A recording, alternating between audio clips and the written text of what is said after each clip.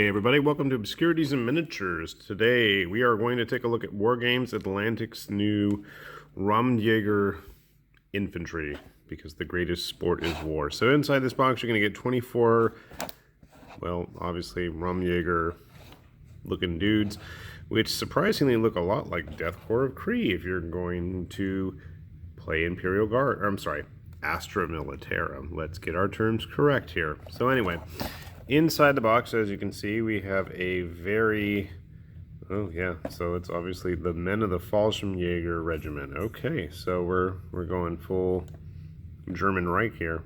That's funky.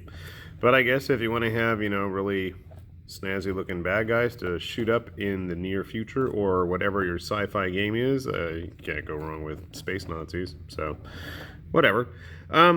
Let's take a look at the models before we get into a huge, ugly political debate here. So this is the sprue. You get, I can't count, 6 of these. Move it back where we can see it better. So we have all the parts to build for Raumjager guys. Raumjager? I don't know how I'm pronouncing it right. Space Germans, let's say that. So you have 4 similar torsos. Each sprue is going to be exactly the same, so I only grab one here, but we've got plasma gun, flamethrower, heavy stover, bolter, auto gun, whatever you want to call it. So you do have special weapons. We have regular rifles here. You can be pretend las rifles or machine guns or whatever you want it to be. We've got pistol for the officer. We've got a pointy hand. We've got, somewhere I thought I saw a Panzerfaust. Another pointy hand. Oh, there we are. So we have sci-fi Panzerfausts. And what's kind of cool is that you have what look to be 2 sets of kneeling legs. See, there's 2, you know, also that's on the screen. So there's 2 feet right here, and then part of a jacket, and then the other part of the jacket, and another foot. So I don't know if there's like 2 different kneeling positions we can put them in. And then we have 3 standing ones. So at least there's going to be a bit of variety. And speaking of variety, let's take a look at the heads, even though here is a female one that I'm pointing at. And everything else is on the other side. You do have a couple little pouches and optional bits. We have a nice stern officer face. We have 3 of the cool kind of full respirator equipped helmets here. We have one with just goggles and yelling. We got a dude in a basic hat, 2 basic hats with goggles on top, regular officer looking hat there, and then another female head. Or maybe there's just one female head and I'm looking at the back of it. Maybe this is supposed to be a female head as well. I'm not sure. But we do have a couple little options at least. So I'm going to try building some and we'll see how they look. And we will see what they compare with. Yeah? Yeah. So we built up a couple here. Got one with the plasma gun, 2 with the regular guns, and then I have one that is not glued on a base yet with the flamethrower. Proportions seem pretty nice and thick. I like that. They're not, well, maybe they're true scale. I'm not even sure there. But definitely about marine size, or old marine size, I should say. Grabbing a random towel that I have hanging around here, you can see that they're pretty much the same scale. Gotta be careful because they're not actually glued on those bases, because I don't know what kind of bases I want to actually put them on yet.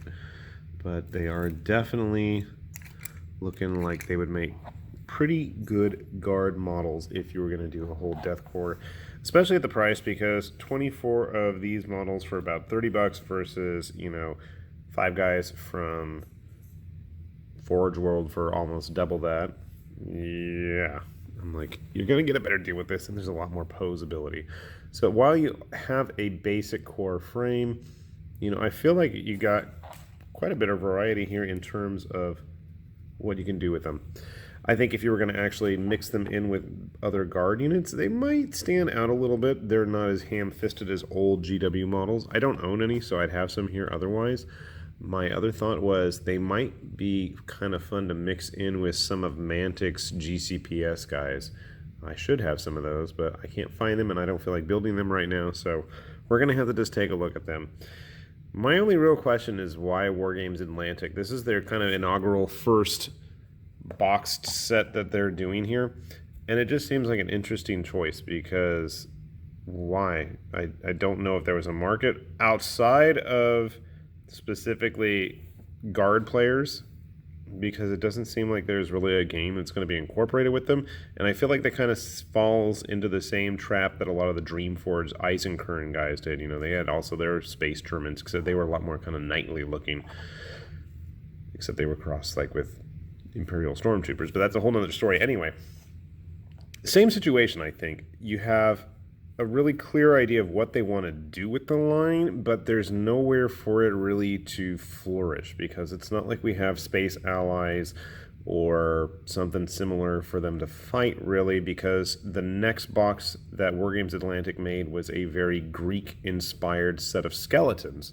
Now, they do have some more vaguely Napoleonic French Foreign Legion-looking sci-fi soldiers coming out in the near future, and I'm kind of curious how they're going to play with these guys.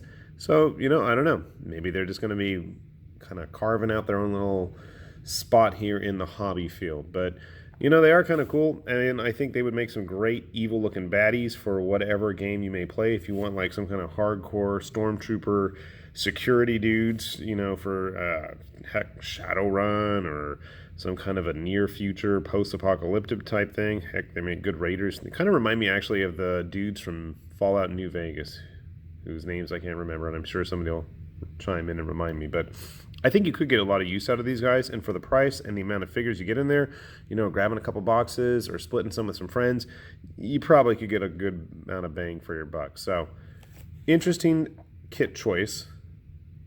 And I'm hoping to see more, especially in terms of compatibility with the parts that these guys have, hopefully in the near future, from Wargames Atlantic. So we'll be keeping an eye on them and what they've got coming, and hopefully I can get a hold of some of their skeletons soon. So, with that said, this is High Lord Tamberley with Obscurities and Miniatures, saying thanks for watching, and we'll be back. Check us out. Bye-bye.